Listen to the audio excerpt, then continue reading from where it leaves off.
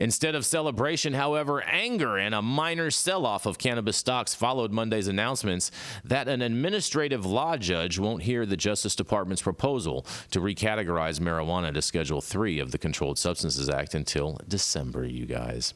A year ago, the industry headed into the Labor Day holiday weekend, celebrating, in quotes, you guys, the biggest thing ever to happen with cannabis reform when federal health regulators recommended the marijuana be reclassified as medicine. But this year, U.S. Drug Enforcement Administration Chief Annie Milligram's notice in the Federal Register of a planned December 2nd hearing means it's all but certain marijuana won't be rescheduled until 2025. Hopefully it doesn't get rescheduled at all, but whatever. But there is marijuana tax relief, and that's on hold too, because as a result, plant-touching cannabis companies will have to wait a few more months for federal tax relief. That potentially upends several major multi-state operators' plans to claim business expenses the IRS says are still due under Section 280E of the Internal Revenue Code. In a quote, "It is incredibly disappointing to see the DEA drag their feet on an issue which has been a clear White House priority." U.S. Representative Earl Blumenauer, an Oregon Democrat and the co-chair of the Congressional Cannabis Caucus, said in a Tuesday statement.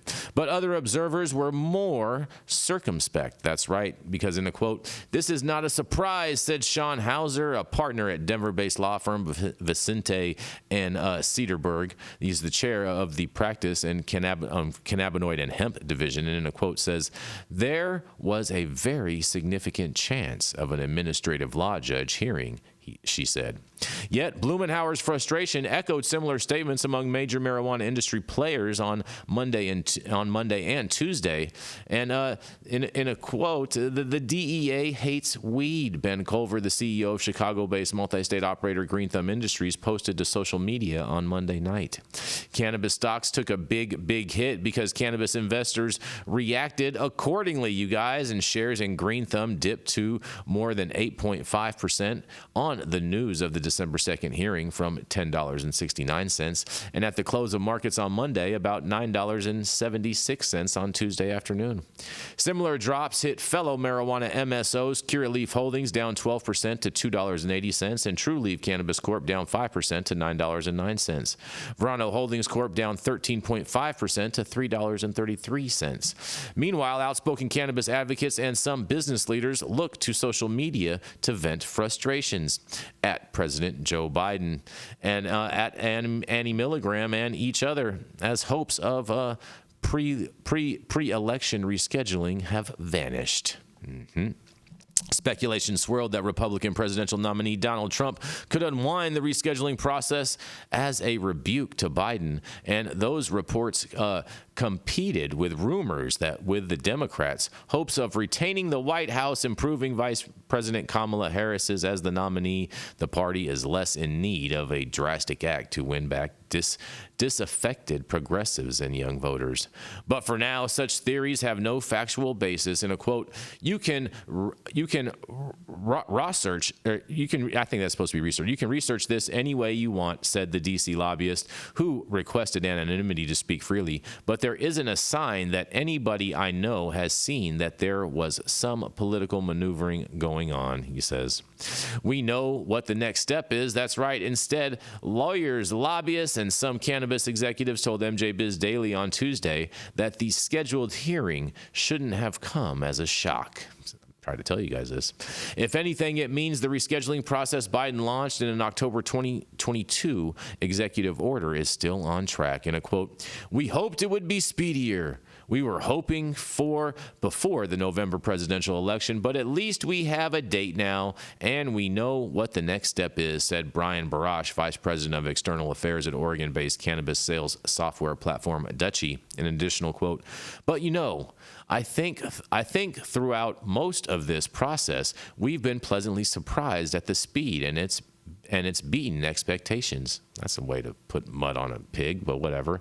Publication on a final rule follows the hearing by an administrative law judge, though the Administrative Procedure Act does not give a specific time frame. Bearing a lengthy delay in court, some observers noted that legal challenges are likely in the December 2nd hearing means a final rule is still possible before Biden leaves office on Inauguration Day of January 25th.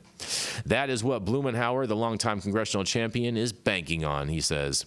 In a quote, "While I would have preferred to see rescheduling finalized before the election, we still have every reason to believe that it will happen before President Biden leaves office," Blumenauer said. In an additional quote, "I also have every hope that because of our work together, soon-to-be President Kamala Harris will take further steps to rationalize cannabis policy and end the failed war on drugs." But there's a lot of interested parties in this, you guys. That is right, because what's still unclear is who will participate in the hearing. That's right. Who's going to have a seat at the table? As the marijuana industry marshals administrative law experts to argue on its behalf, most observers agree they'll likely square off against familiar foes such as, that's right, Project Sam's smart approaches to marijuana. An observer stressed on Tuesday that while marijuana operators might be justifiably frustrated that the cannabis plant is still federally prohibited, the rescheduling process is proceeding as the law requires, they say, and much more quickly than some other tweaks to federal law, they say. In an additional quote, "It's usually a 9-year process," Hauser said. Biden said it would move expeditiously, and it has. But rather than be upset over the wait, Hauser added the cannabis industry should be looking forward to arguing its case before the DEA that agrees on at least one point. The current status quo should change. In an additional quote, "People should be focused on preparing to support a historic hearing," she said. "There are volumes of science and medicine that support the medicinal use and remarkably low abuse of potential cannabis," you guys. Man, oh man, oh man, oh man. I will tell you guys what. This is just more of the same. High hopes. And of course, you know, this is not financial advice, but you know what I say about all these cannabis stocks. I just say short them all. And this is Jason Beck for the High at 9 News. What do y'all have to say about this? You're all going to get to see what we've been watching since the 1970s. DEA could fuck up a wet dream. Those guys are horrible. They're going to drag their feet as much as they can. We've got a piss and match between the medical side of the government and the DEA side. Health and Human Services wants to use a multi-part test to find that there's current medical use. The DEA doesn't want to do that. And so there's just the first of many headbutting sessions we're going to watch. And I'm telling you, I've watched these guys creep around like snails for decades. And they don't like weed. They're not going to do anything that they have to do here unless you really stick a boot up their ass, which is the fights we've had for decades. And I just see this as a clown show. And ultimately, it's got to get into a real courtroom where the Chevron deference doctrine that's been taken away, we can fight the DEA without having to defer to their experts, because their experts come from, you know, they're sympathetic to Sam and Kevin Sabet. This is just going to be a continuing shit show. And we all know that sticking it in Schedule 3 is not going to help anybody in the industry right now. That's for sure. They're never going to agree to approve smokable any kind of medicine. It's never going to happen. So that's just one of the many problems we're looking at. This is just an ongoing clown show. And I mean, it's just disgusting to watch, but hey, it's what we've got in the administrative law field for drugs. Heat up your popcorn, Dale. Yeah. What do you guys say, Jenny, Beth, Rachelle? Any thoughts? Yeah, the investors know what they're doing. Do they? They know what the investors don't know what they're doing, and that's why we're watching. It's the risk that they take. That's the risk they don't know what the fuck they're doing, because they're getting sold about an industry they know nothing about. They don't know what the fuck is going on, and they're chasing. Right. They're chasing this bullshit, and if they really wanted to win in the stock market, just track Nancy Pelosi's trades. There's a couple of funds now doing that, and if you don't see any of these politicians actually making big moves on that, chances are it ain't happening. Which is fair, Rico. But I mean, yeah, these investors don't know what they're doing. The second the word reschedule came out, they didn't even get the full word out of their mouth, and everybody had it in their fucking fundraising decks. They're everything. Oh yeah, don't invest in cannabis right now. I'm sorry, that sucks. Not financial advice, but if it was me and my money and my whole life is tied up in this, I definitely go put it in cannabis stock. So we'll see. Either buy and hold or day trade if you have time to watch that shit all day. But if you just like buying off a hype in the news and stuff that's going on, like, don't. Just don't. Do not. Do you have any cannabis stocks, Rachelle? I do not. Good job. And I'm okay with that. Smart. You guys didn't buy Canopy the Growth, come on, the penny stock. Oh, boy. Hey, it's at a bargain right now. I just think it's comical.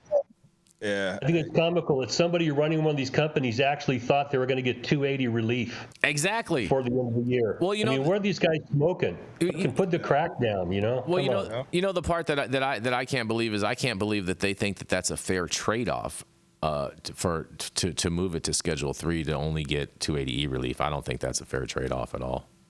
Oh. Well, it's not, but operators are by and large ignorant about all these issues because I've had people look me in the face and say, oh, we're not going to pay the 280E taxes because they're going to repeal it. You might want to start paying your fucking taxes. They're not. This is going to end poorly for you, friend. Yeah, they're not going to repeal 280E. They're not going to repeal 280E. I can't be like, I'm not going to pay my power bill because I think they're going to fix it next month. No, this is retarded. I'll be sitting here in the dark. So I don't know. Yeah, we'll see. The only cannabis stock that I still have is because I helped take a company public back in 2018. I don't really consider that a cannabis stock, though, Rico. It is. It's Tilt Holdings, man. It's very much a cannabis stock. And I thought you were gonna say something else. I can't sell that bitch, man. They lied on their SEC filings, and we ended up IPOing at $3.22 when we were supposed to at $5. My strike price is $5.25. And let's see what's trading at today, man. Just under 2.98. Just under 2 cents, man. So you're balling. You want to know why I still have a job right now when I was supposed to be able to retire early? Fair enough. Fair. Yeah. So the moral of the story: don't believe none of these motherfuckers, man.